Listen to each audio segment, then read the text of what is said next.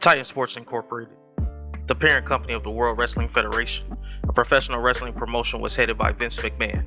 The WWF had grown from a National Wrestling Alliance regional territorial wrestling promotion to an independent national one by the late 1980s. Dr. George Zahorian, a Pennsylvania doctor who worked as a ringside doctor for the WWF, was found guilty of illegally distributing anabolic steroids in 1991. Zahorian's trial revealed that he supplied steroids to the WWF and their wrestlers, specifically to Vince McMahon's office at Titan Towers.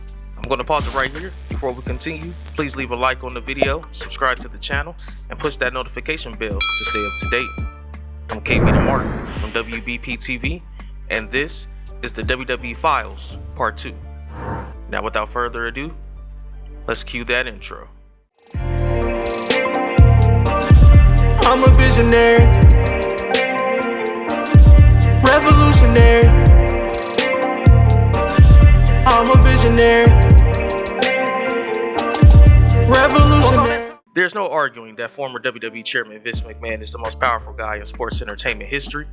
Now in his mid-70s, he is truly the industry's godfather, presiding over his multi-billion-dollar empires. However, there were ups and downs along the way, and perhaps there was no point in McMahon's life when he was more down than when he was on trial for alleged steroid distribution. Linda McMahon, Vince's wife, had sent a memo in 1989 instructing the WWF not to use the horn before his arrest and prosecution on charges of illegal steroid distribution. Prior to his indictment, Vince McMahon shut down the World Bodybuilding Federation, which he owned. From 1984 to 1989, Zahorian, who first met the WWF as a state-appointed ringside physician for live wrestling matches in Pennsylvania, supplied loyal patients like Hulk Hogan, Piper, Moondog Rex, Ultimate Warrior, and even Vince McMahon himself with the pharmacy's worth of juice, gas, and painkillers. He shipped packages of drugs to coliseums, homes, and even WWF headquarters in Stamford.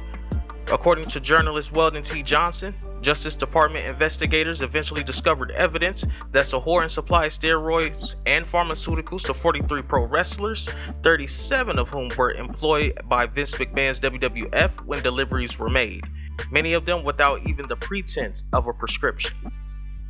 McMahon was indicted in 1993 as a result of Zahorian's cooperation with prosecutors. McMahon was charged with conspiracy to distribute steroids, possession of illicit steroids with intent to distribute, and embezzlement for allegedly using money from Titan Sports Inc. to purchase illegal steroids by the United States Attorney for the Eastern District of New York, Zachary W. Carter. Anabolic steroids are powerful muscle-building, performance-enhancing drugs. Regular exercise plus steroids can transform a 98-pound weakling into a He-Man within just a few short months.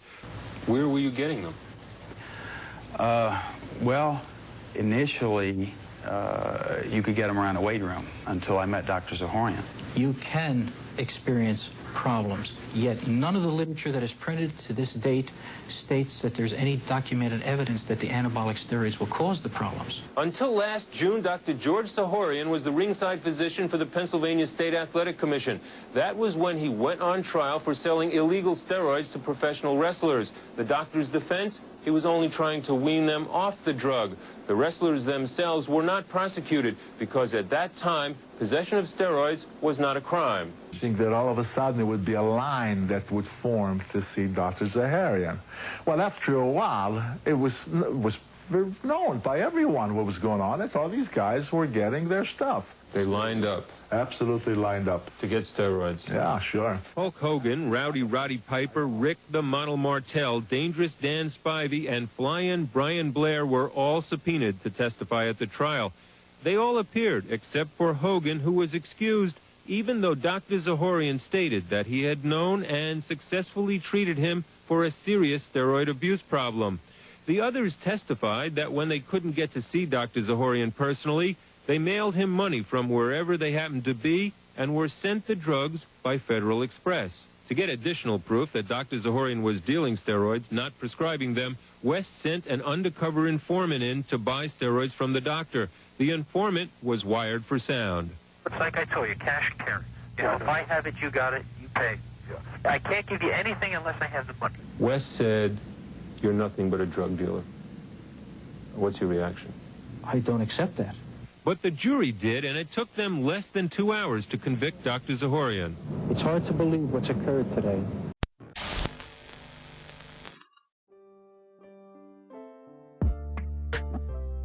The U.S. government filed 6 counts against McMahon, but 3 of them were dismissed before the whole trial began. 2 counts of distributing steroids and 1 count of conspiracy to distribute steroids remained. Judge Jacob Mishler presided over the hearing. The prosecution claimed that McMahon was in charge of distributing illegal steroids to WWF wrestlers and that McMahon ordered wrestlers to use steroids while in the WWF. The U.S. Attorney for the Eastern District of New York charged McMahon in 1993 with obtaining anabolic steroids on a regular basis for his stable of strongmen and employing a shady Pennsylvania doctor with an easy hand on the prescription pad to ensure regular shipments of juice to then WWF headquarters at Titan Tower in Stamford, Connecticut. The trial ended in shambles, with shoddy legal blunders and lackluster witness testimony, including that of an unusually somber Hulk Hogan, securing McMahon's acquittal on all charges. A high-profile federal trial based on the prima facie evidence of one Rowdy Roddy Piper is unlikely, but that did happen. McMahon's attorneys did not file a defense. McMahon's lawyers indicated that he had only discussed steroids with Zahorian once, and that was to address McMahon's worry about the health of his athletes. Judge Mishler dismissed the distribution allegations because the prosecution failed to produce adequate proof that they took place within the court's jurisdiction. The jury deliberated on the conspiracy allegation for 16 hours before returning a not guilty decision. McMahon admitted to using steroids before they were made illegal under the Controlled Substances Act in 1991. McMahon declared his organization drug-free, and the WWF enacted a strict independent drug testing protocol in response. Well, the WWF announced back in July that it would begin random steroid testing, but we got a call on Thursday from the WWF saying it had just begun the testing the day before. The prosecution invited 11 wrestlers, including Hogan, to testify.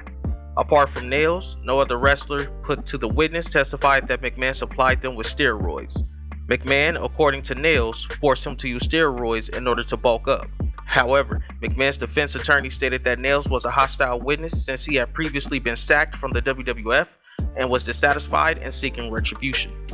During his testimony, Nails contradicted himself by indicating that he felt no enmity toward McMahon, but afterwards answered affirmatively that he did.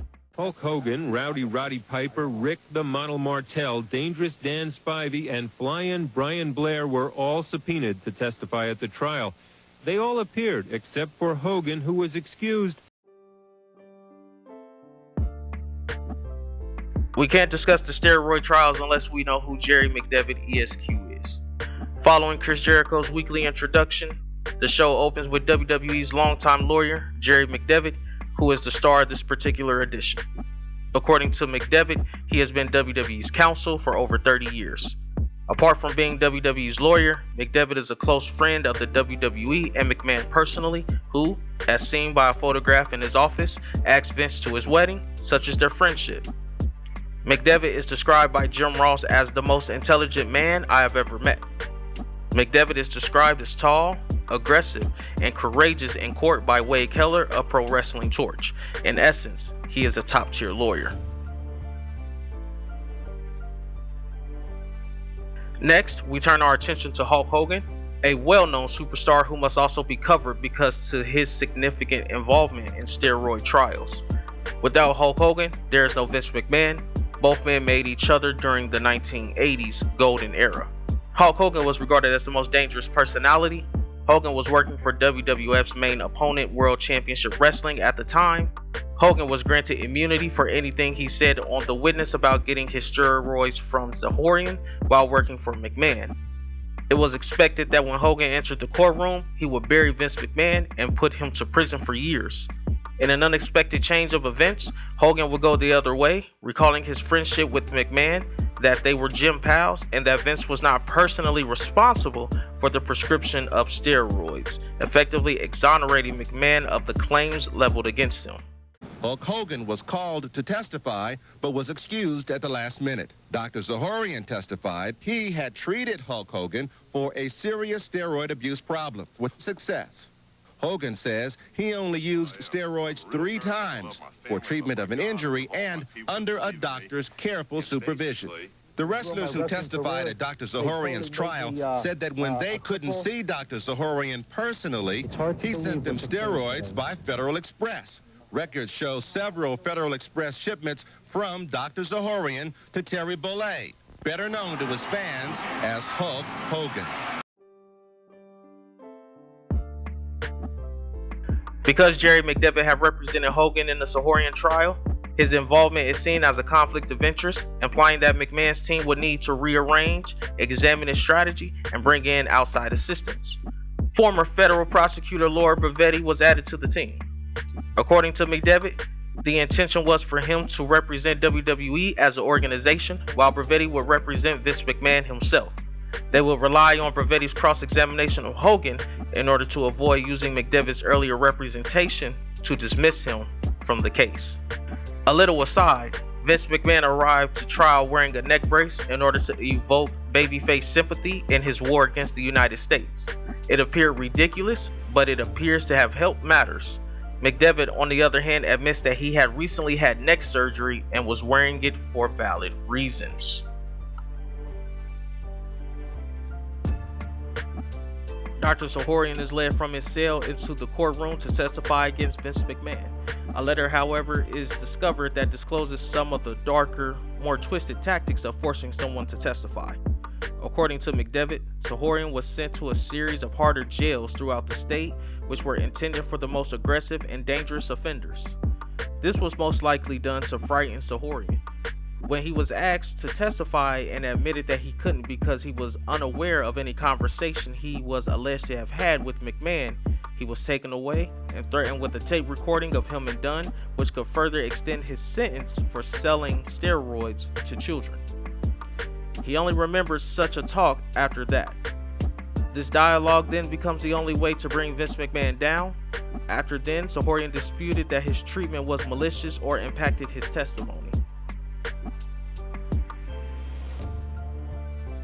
The first verdict was on Vince McMahon, who was represented by Bravetti, and it was reported that Vince was ruled not guilty.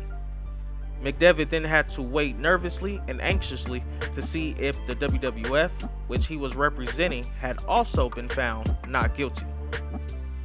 Of course, the corporation was judged not guilty, and the exact moment is framed in McDevitt's office in the shape of a courtroom sketch. The decision was widely accepted. McMahon and his staff framed it as a huge triumph for McMahon over the United States. Despite the fact he was simply found not guilty of conspiracy, it was still revealed that the whole WWF roster at the time was using excessive doses of steroids. At best, it was a Prick victory. Dr. Zahorian has been found guilty of giving steroids to wrestlers who were not registered patients. Zahorian, on the other hand, took the fall and was sentenced to 3 years in prison after his conviction. By 2010, he was back in practice in Harrisburg, Pennsylvania. Following the trial, the WWF maintained the drug testing policy implemented as a result of the study. The WWF also began marketing smaller wrestlers rather than the muscular ones they had been pushing since the 1980s. The steroid scandal irrevocably altered WWE and Vince McMahon. It started the first stages of the wellness program. To be fair, it took them nearly a decade to get it right. Vince, on the other hand, became considerably more adept at minimizing his vulnerabilities.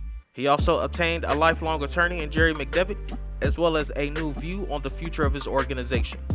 He was soon back to business as normal, leaving the steroid trial for others to reflect on.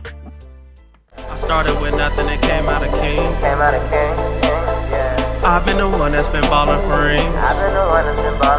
It's been me and my team and we chasing the green. My team be the shit, we ain't ballin' for free. My team be the shit, we ain't ballin' for free.